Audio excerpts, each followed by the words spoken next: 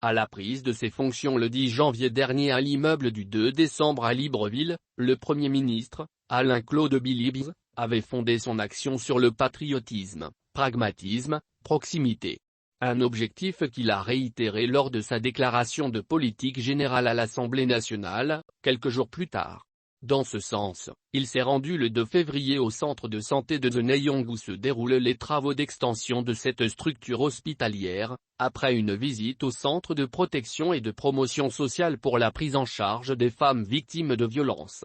Lors de son discours devant les députés, le chef du gouvernement faisait savoir, à propos de la politique sociale, que l'amélioration de la prise en charge des personnes vulnérables et la protection des droits de la femme seront accentuées. Dans la structure inaugurée le 24 novembre 2022 par le président Ali Bongo Ondimba, il a devisé avec le personnel administratif.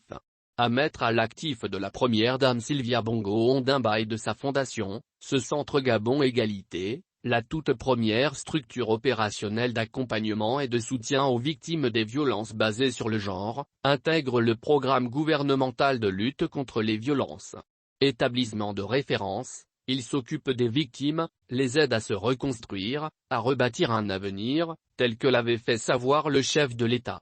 Au-delà de la visite des services d'accueil et d'hébergement, des services sociaux, d'aide juridique et judiciaire, de formation, Alain-Claude Biliebynze a rencontré le responsable et le personnel de ce centre disposant d'une capacité de 154 lits pour 90 femmes et leurs enfants, d'un réfectoire, d'une buanderie et d'un magasin.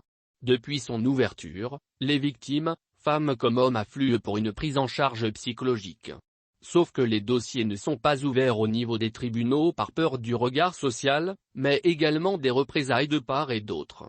Le Premier ministre s'est également rendu au centre de santé de Zeneyong. Concernant ce volet santé, il laisse entendre, dans sa déclaration de politique générale, que l'amélioration de l'offre de soins, avec l'opérationnalisation des régions et départements sanitaires, est matérialisée par des chantiers dont la fin est prévue pour juin 2023.